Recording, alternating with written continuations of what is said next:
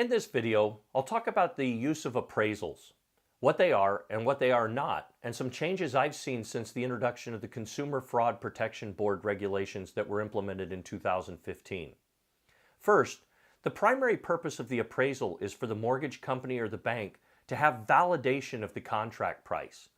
Let's say, for example, your contract price is $400,000, but you really believe your home is worth $425,000 based on other home sale comparables.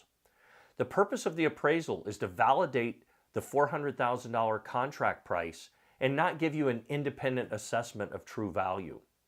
It may seem strange, but the appraiser is given the contract and the value they're targeting to validate, the $400,000 in this example, before they start the appraisal process. So to reiterate, the appraisal as part of the mortgage financing is not designed necessarily to be an independent assessment of value, but rather a validation of the contract price. In the process, you as the seller won't really know what the property was appraised for. The lender will only tell you that it met value, meaning it was $400,000 or above, or it did not meet value, meaning it was less than the $400,000. If the appraisal comes in below value, you'll most likely be told what it was. In that case, you and the buyer will either agree to renegotiate the price, sometimes down to the appraised value, sometimes somewhere in between, or leave the contract where it was originally agreed.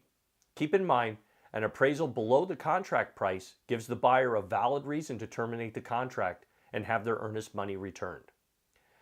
As part of the Consumer Fraud Protection Board regulations, more liability was placed on the appraisers for the values they determine on properties.